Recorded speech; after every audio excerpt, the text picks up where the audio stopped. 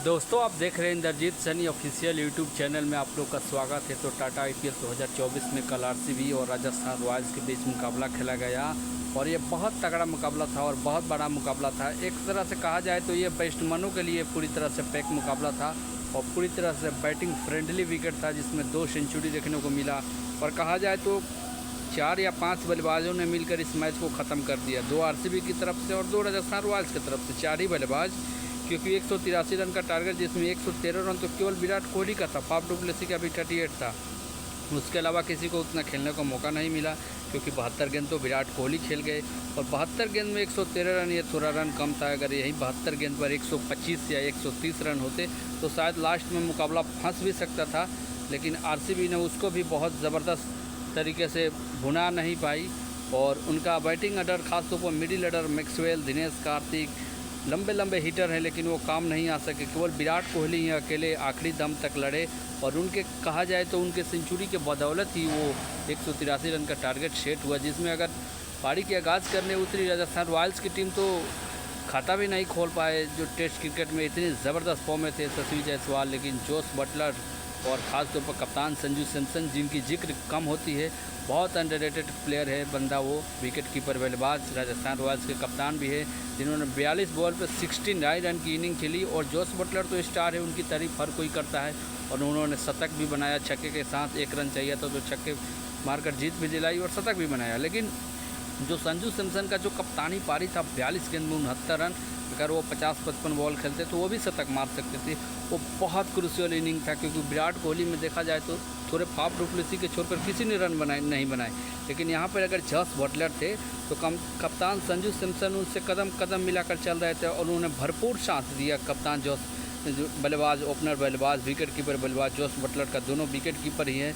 लेकिन अगर संजू सैमसन की इनिंग की कम तारीफ़ करना बेईमानी होगी, क्योंकि उन्होंने बहुत खूबसूरत इनिंग खेला और 1 विकेट 0 पर गिर गया था। लेकिन आकर उन्होंने कप्तानी पारी दिखाया और दिखाया कि उन्हें इंडिया टीम में इंडिया सेलेक्टर कप्तान को अभी करारा तमाचा है, क्योंकि वो लगातार अच्छा क्रिकेट खेलते हैं, लेकिन फिर भी उन्हें अनदेखी किया जाता है और उन्हें सिलेक्शन नहीं किया जाता है। थोड़ा दुर्भाग्यपूर्ण है, क्योंकि उनमें हर वाइट बॉल के बहुत तगड़े प्लेयर है संजू सैमसन। टेस्ट क्रिकेट थोड़ा अलग फॉर्मेट है और उनका गेंदबाजी भी अलग होता है उनमें, लेकिन वाइट क्रिकेट में खास तौर पर T20 और वनडे में बिल्कुल परफेक्ट बैठते हैं। ये ईशान किशन, केएल राहुल से भी बेहतर बल्लेबाज है। अगर इन्हें लगातार मौका मिले तो एक बहुत ही रॉक स्टार, सुपर स्टार की तरह अपनी छवि को बना सकते हैं संजू सैमसन।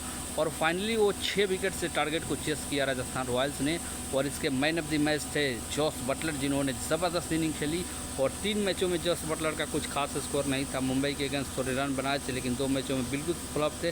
लेकिन जोस बटलर, जोस तो बॉस जिन्हें कहा जाता है, और T20 के तो बहुत बड़े प्लेयर है, इसमें कोई संदेह नहीं है। वनडे और T20 के बहुत बड़े एक लेजेंड है। और वो कहा जाए तो T20 के खास तौर पर T20 फॉर्मेट में देखा जाए तो उनसे बड़ा बल्लेबाज अभी पिछले 2-3 सालों में नहीं आया है। चाहे वो IPL हो, चाहे कोई भी फॉर्मेट हो, देश के लिए हो, चाहे वो कोई भी लीग हो, जोस बटलर से बड़ा बल्लेबाज नहीं आया। और किसी भी क्रिकेट एक्सपर्ट, कोई भी, हर बंदा वही बोलता है कि T20 के अगर कोई नंबर 1 बल्लेबाज है तो जोस बटलर ही है। और उन्होंने जिस तरह से छक्का लगाया, 1 रन जीत के लिए चाहिए था, लेकिन वो बंदा बहुत कॉन्फिडेंशियल था और छक्के के साथ वो शतक भी पूरा किया और राजस्थान रॉयल्स को 6 विकेट से शानदार जीत मिली। और राजस्थान रॉयल्स ने अपने 4 मैच में चारों जीत दर्ज की और नंबर 1 का पोजीशन उन्होंने बरकरार रखा है। और बाकी टीमों के लिए 2 नंबर पर KKR है, उसके बाद चेन्नई सुपर किंग्स से बाकी सारी टीमें हैं। लेकिन राजस्थान रॉयल्स ने जोस बटलर और संजू सैमसन के बदौलत एक बहुत बड़ा टारगेट चेस किया। आरसीबी की गेंदबाजी बहुत कमज़ोर नज़र आती है। हमेशा की तरह हर मैच में जब आरसीबी डिफेंड करती है तो उनकी गेंदबाजी बहुत एक्सपोज हो जाती है। और ख़ास तौर पर मिडिल ऑर्डर में तो उनके पास गेंदबाजों की, जब से चहल गए, एक भी स्पिनर अगर ढंग से देखा जाए तो आरसीबी के पास नहीं है।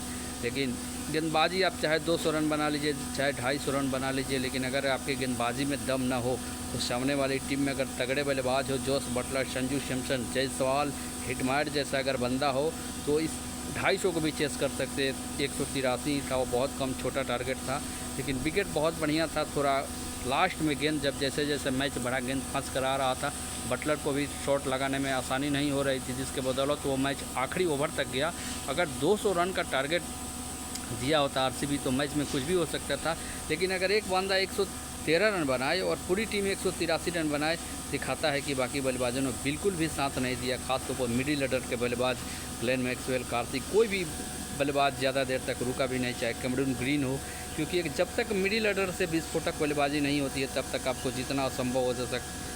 जिस तरह से संजू सैमसन ने कल कप्तानी पारी खेली और सिर्फ 42 बॉल में 70 रन 69 रन बनाए, जिसके बदौलत जोस बटलर को एक साहस मिला और उनके इनिंग को बड़ा करने में उनको बहुत बड़ी भूमिका थी। उनकी चर्चा बहुत कम होता है, लेकिन संजू सैमसन एक बहुत ग्रेटेस्ट बल्लेबाज है देखा जाए तो आईपीएल क्रिकेट में।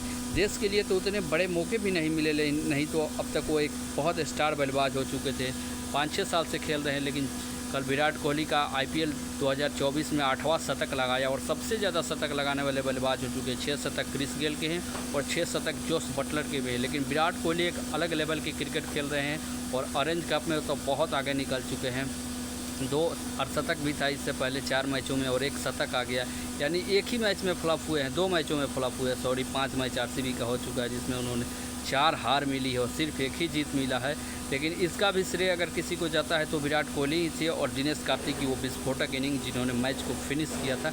यही 2 बल्लेबाज उस मैच के भी हीरो थे, जो कि वो आरसीबी को एक जीत नसीब हुई थी, लेकिन उसमें भी दिनेश कार्तिक और विराट कोहली का ही सबसे ज़्यादा योगदान था। न था अगर दिनेश कार्तिक को 10 बॉल पर 28 रन नहीं बनाते तो शायद आरसीबी का अभी तक मुंबई इंडियंस का जैसा खाता नहीं खुला। आरसीबी का आज खाता नहीं खुल पाता, लेकिन फाइनली आरसीबी का एक खाता खुला है। लेकिन आरसीबी की जो सबसे बड़ी कमजोरी है देखा जाए तो उनकी गेंदबाजी यूनिट है। गेंदबाजी बहुत कमज़ोर है। इस गेंदबाजी के साथ आप टारगेट को 200-220 भी रहेगा तो डिफेंड नहीं कर पाते, क्योंकि सिराज और ग्रीन ये सब उतने बड़े लेवल के बॉलर नहीं है। खासतौर पर T20 फॉर्मेट जो कि एक बहुत ही विस्फोटक बल्लेबाजी की जाती है, इसमें संजू सैमसन, बटलर, हिटमायर या और भी टीमों में बल्लेबाज जैसे मुंबई इंडियंस में रोहित शर्मा, स्काई, ईशान किशन, अगर ऐसे बल्लेबाज हो और इस यूनिट की गेंदबाजी हो तो आप टारगेट को बिल्कुल डिफेंड नहीं कर सकते हैं। और आरसीबी के साथ हमेशा यही होता है, जब भी ऑक्शन में जाते हैं अच्छे बॉलर तो खरीद लेते हैं, लेकिन 1 साल खिलाने के बाद वो रिलीज़ करते हैं, तो किसी पर भरोसा नहीं जताते हैं। जैसे चेन्नई में धोनी कम रेट में खरीदे हुए प्लेयर को स्टार बना देते हैं, उन्हें मौका देते हैं, उन्हें लगातार कंटिन्यू करते हैं। जैसे दीपक चाहर को उन्होंने स्टार बनाया, मोइन अली को स्टार बनाया, जिनके रहाणे जो आईपीएल में रन कर रहे हैं उसमें चेन्नई सुपर किंग्स और धोनी का बहुत बड़ा हाथ है। लेकिन आरसीबी अपने क्रिकेटरों को बैक नहीं करता है, यह दुर्भाग्यपूर्ण है। इसी का नतीजा है उनके पास आज तक 16 साल में कोई टाइटल भी नहीं है। और अगर 2 बॉलर भी स्टार बॉलर लेते हैं तो अगले साल रिलीज कर देते हैं। और उनके पास अभी इस साल तो 2024 आईपीएल में उनके पास गेंदबाजी यूनिट बहुत हल्की है। देखा जाए तो 15-16 साल में अगर सबसे वीक किसी की गेंदबाजी है किसी टीम की आईपीएल में तो आरसीबी है, क्योंकि बहुत बार 200 रन, 210, 180, 90, 95, 160-70 तो ईजी हो गया आरसीबी के खिलाफ आप चेस कर सकते हैं, लेकिन 200 रन भी आप चेस कर सकते हैं। उनका गेंदबाजी यूनिट बहुत कमज़ोर है। और आरसीबी को अगर आने वाले टूर्ना मैच में 8-9 मैच जो उनके बचे हैं उनमें वापसी करनी है और टॉप 4 में जगह बनानी है, तो ख़ासतौर पर बल्लेबाजी तो जो है वो बल्लेबाज तो रन बना देते हैं, लेकिन गेंदबाजी उनकी बहुत कमज़ोर है। और कहा जाए तो टूर्ना मैच की सबसे हल्की गेंदबाजी है, इसमें कोई दो राय नहीं होगा। आरसीबी के फैंस को थोड़ा ज़रूर बुरा लगेगा, लेकिन उनकी गेंदबाजी यूनिट बहुत कमज़ोर है। और गेंदबाजी में अगर सुधार नहीं करते हैं तो उनके लिए खतरे की घंटी है, क्योंकि इस अटैक के साथ आप टूर्ना मैच में बड़े बड़े बल्लेबाजों को नहीं रोक सकते हैं। क्योंकि मोहम्मद सिराज एक जाना पहचाना नाम है, बाकी कोई भी अच्छा बॉलर नहीं है। हसरंगा बाहर रह गए, थोड़ा दुर्भाग्य था आरसीबी के लिए, वो कि स्टार स्पिनर थे और उन्होंने चहल जैसे बॉलर को रिलीज़ कर दिया जो राजस्थान रॉयल्स में धमाल मचा रहे हैं और 8-9 विकेट ले चुके हैं। अभी स्पिन गेंदबाजी में देखा जाए तो सबसे ज़्यादा विकेट लेने वाले चहल ही है।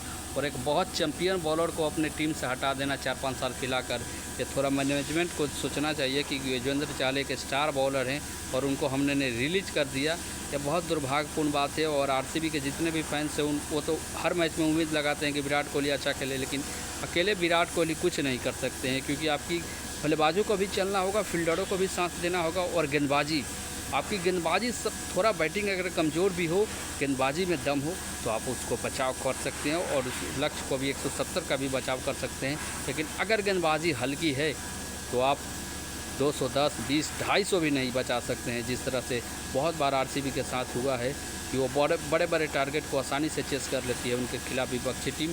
इसका मेन कारण है गेंदबाजी और उनका लचर फील्डिंग सिलेक्शन। और मिडिल ऑर्डर के बल्लेबाजी तो बहुत कमज़ोर है, इस पे आरसीबी के मैनेजमेंट को और कप्तान को बहुत ध्यान देने की ज़रूरत है।